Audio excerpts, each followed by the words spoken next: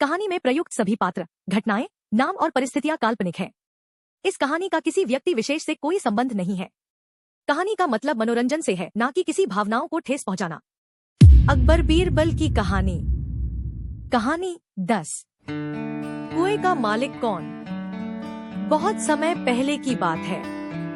एक गांव में एक मेहनती किसान रहा करता था। उसका नाम हरिराम था।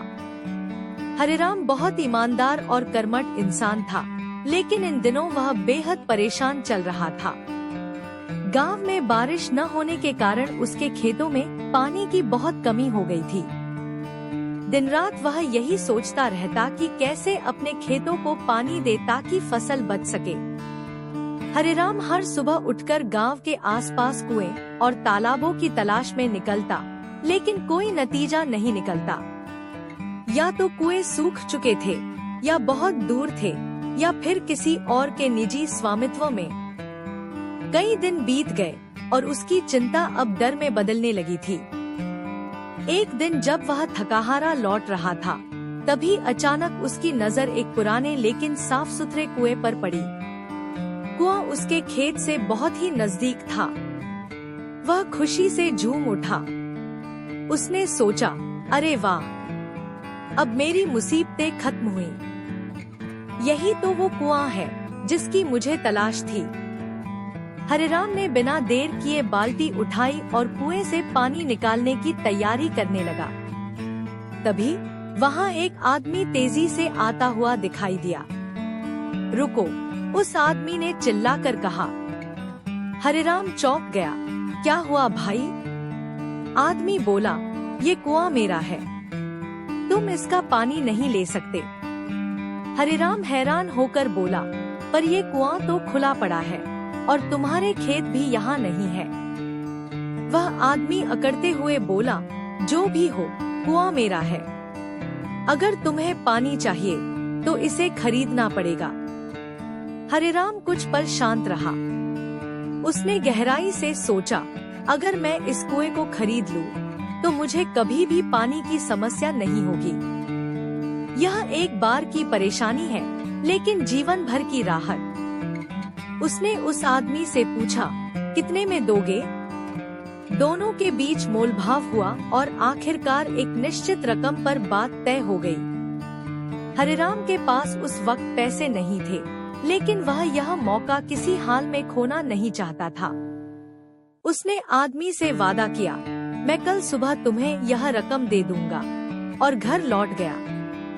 घर पहुंचते ही हरिराम ने अपने दोस्तों और रिश्तेदारों से मदद मांगी। वह हर दरवाजे पर गया, विनती की, समझाया कि ये कुआं उसके जीवन की जरूरत है। सबने मिलकर उसकी ईमानदारी को देखते हुए उसे पैसे उधार दे दिए। काफी भागदौड़ के बाद जब पूरी रकम जुट गई, तो उसकी खुशी का ठिकाना नहीं रहा। वह पूरी रात नहीं सो सका। हर थोड़ी देर में उठकर पैसों की पोटली को देखता, जैसे कोई सपना देख रहा हो। अगली सुबह वह समय से पहले उठ गया, स्नान किया, पूजा की और पैसे लेकर उस आदमी के पास पहुंच गया। हरिराम ने कहा, यह लीजिए पैसे, अब कुआं मेरा है। आदमी ने पैसे लिए और एक साधारण से कागज पर यह लिखकर दे दिया कि अब से कुएं का मालिक हरिराम है। खुश होकर हरिराम सीधा कुएं पर पहुंचा और बाल्टी डालकर पानी निकालने लगा। पर जैसे ही उसने रस्सी खींचनी शुरू की, वही आदमी फिर से आ धमका। रुको, उसने फिर कहा। हरिराम चौंका, अब क्या हुआ? आदमी मुस्कुराया और बोला, मैंने तुम्हें कुआं बेचा है, लेकिन पानी नहीं। पानी अभी भी मेरा है। हरिराम को यकीन ही नहीं हुआ कि कोई इतनी चालाकी कर सकता है। उसकी आंखों में गुस्सा और निराशा दोनों थे, पर वह लड़ने झगड़ने वाला इंसान नहीं था। उसने कहा, ठीक है, अब फैसला राजा करेगा। और वह न्याय की गुहार लेकर सीधा राजा अकबर के दरबार पहुंच गया। राजा अकबर ने किसान की पूरी बात ध्यान से सुनी और उस आदमी को तुरंत दरबार में बुलवाया। वह आदमी थोड़ी देर में आ गया और अकड़ते हुए बोला, महाराज, मैंने कुआं बेचा है, पानी नहीं।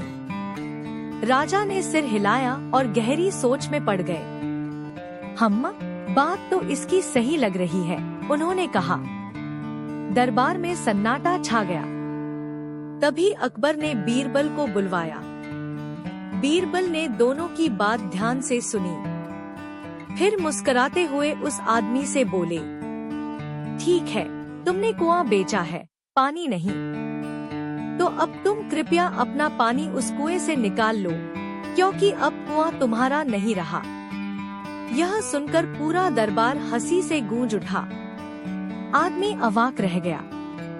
अब वह समझ चुका था कि उसकी चालाकी पकड़ी गई है।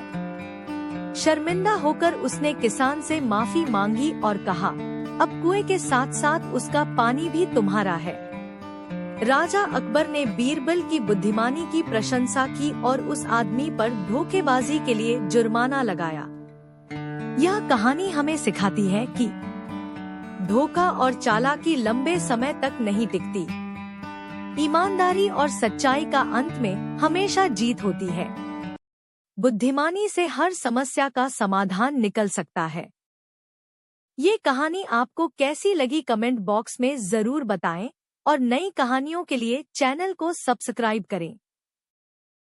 Thanks for watching the videos. Please like and subscribe for more videos.